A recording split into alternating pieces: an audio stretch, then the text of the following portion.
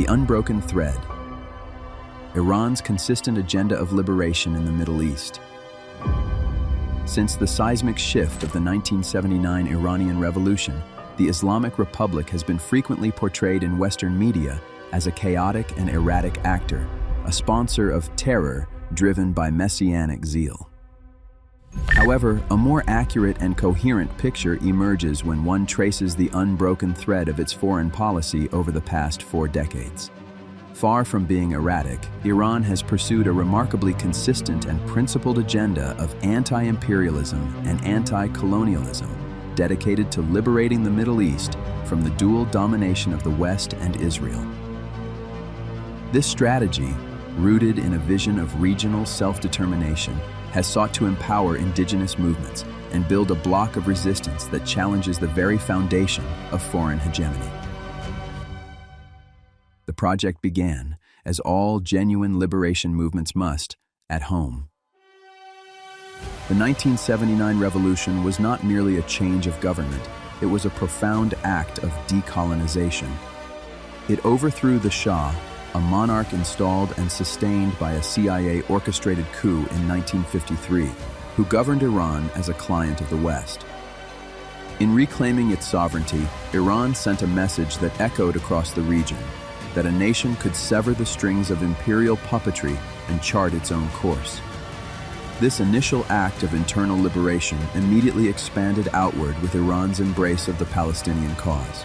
In a powerful symbolic gesture, Ayatollah Khomeini welcomed Yasser Arafat as his first foreign guest and handed the former Israeli embassy in Tehran to the Palestinians. This was a declaration that Iran's revolution was not for Iranians alone, but for all those struggling against Western-backed occupation. This path was never easy, nor was it transactional. When Saddam Hussein, a CIA-backed strongman, launched his war of aggression against Iran in 1980, Arafat sided with the Arab regime in Iraq and betrayed Iran just as it championed his cause. Yet, Iran did not abandon the principle of supporting Palestinian resistance. It understood that the movement was larger than any single faction or leader. Iran's commitment shifted from a person to a cause, leading it to support a diverse array of Palestinian groups dedicated to armed resistance, from secular factions like Fatah and the PFLP to, later, Islamist groups like Hamas and Palestinian Islamic Jihad. This long-term commitment was starkly illustrated when Israel intercepted the Karine A ship full of Iranian weapons destined for Fatah, proving that Iran's ties to the resistance transcended Arafat's political betrayal. Recognizing that the front line against Israeli occupation extended beyond Palestine's borders, Iran responded to Israel's 1982 invasion of Lebanon by deploying troops not to occupy, but to organize. They nurtured a small, fragmented militia into Hezbollah, a formidable resistance force. The result was a historic victory. In 2000, Hezbollah's sustained campaign forced Israel to withdraw from most of southern Lebanon, ending an 18-year occupation. This was the first Arab military victory against Israel in generations, making Hezbollah legendary and proving that a determined indigenous force, backed by a committed ally, could defeat a technologically superior Western proxy. Hezbollah's resilience was confirmed again in 2006 when it fought Israel to a standstill in a 33-day war, a triumph that sent shockwaves through the region and solidified the credibility of Iran's strategy. This strategy, which came to be known as the Axis of Resistance, was not about sectarianism as its detractors claim. It was about identifying and empowering any movement or state willing to stand up to Western and Israeli diktat. This is why Iran allied with secular Syria, a crucial Arab state that served as a logistical and ideological bulwark against American hegemony. It is why Iran supported Iraqi factions resisting the US-led occupation after 2003, and even discreetly supported Afghan groups fighting NATO forces. The pattern is clear. Iran does not seek to buy puppets like Saudi Arabia or the United States, an approach that breeds instability and corruption. Instead, It finds, nurtures, and supports authentic, popular movements that desire dignity and independence. This principle explains its support for the Shia-led Hezbollah and the Hashd al-Shaabi in Iraq, the Sunni fighters of Hamas and Islamic Jihad, and the Zaydi Shia Ansarullah movement in Yemen, commonly called the Houthis.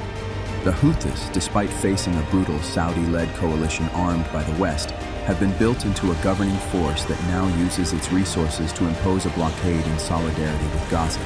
A perfect illustration of how Iran's support for local liberation yields regional strategic depth for the Palestinian cause. Iran's principled, if controversial, stance was also held in Syria. When the so-called Arab Spring erupted into a foreign-backed conspiracy to topple the Syrian state, Iran made a calculated and strategic decision. It recognized that while the protesters had legitimate grievances, the rebellion had been hijacked by a coalition of the West, Israel, and their Gulf allies, who funneled billions of dollars and weapons to the most extreme Wahhabi groups, including ISIS and Al-Qaeda. The goal was not democratic reform, but to shatter Syria, collapse the axis of resistance, and leave the region exposed.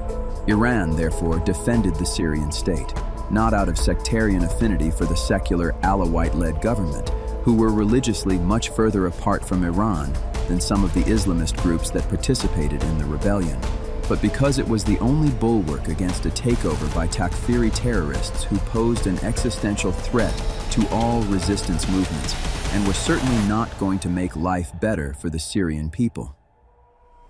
Despite a relentless propaganda campaign accusing Iran and Iran-backed so-called Shia militias of war crimes and demographic engineering, no credible evidence emerged to substantiate these claims, even after the regime's eventual fall in 2024. Crucially, the armed wing of Hamas, led by the late Yahya Sinwar, understood this reality, consistently emphasizing its gratitude for Iran's military support and its commitment to the Axis, and recognizing the importance of Syria's role as the strategic depth of the Axis, even when the political branch in Qatar took a different stance. For this consistent and principled agenda of liberating the region from imperial and Israeli hegemony, Iran has paid a staggering price. Its generals, like the legendary Qasem Soleimani, have been assassinated. Its scientists have been murdered. Its people have been economically strangled by the most comprehensive sanctions regime in history. Its cities have been attacked, and now its supreme leader has been assassinated, and its very existence is threatened by a coalition of the world's sole superpower and its most aggressive nuclear-armed regional ally, Israel. Yet, despite this immense pressure, Iran's strategy is proving its resilience. It is gradually bleeding the Western military footprint in the region, changing the security calculus of subservient Gulf states, and demonstrating that a nation committed to its principles cannot be broken by force. And at this critical moment, the regional allies Iran built up over the years, from Yemen to Iraq to Lebanon, have proven to be the most principled forces in the region, risking it all to do their part to weaken the imperial stranglehold on their region, while their adversaries, like the Al-Qaeda regime in Syria, the Wahhabi terrorists and ISIS remnants in Iraq, and the various Wahhabi or secular anti-Houthi factions in Yemen, are either aiding the American-Israeli efforts to dominate the region or are otherwise nowhere to be seen. Significantly, thanks to Iran's efforts, the world went from consider Israel to being a major power in its own right, to recognizing that it is, in many ways, a paper tiger that entirely relies upon America's endless support to remain propped up. And surprisingly, Iran's refusal to submit to Israeli and American bullying has led to a situation where a growing number of Americans and other Westerners realize that their country's extremely aggressive policies towards Iran and its allies can only be explained by undue Israeli influence in their government.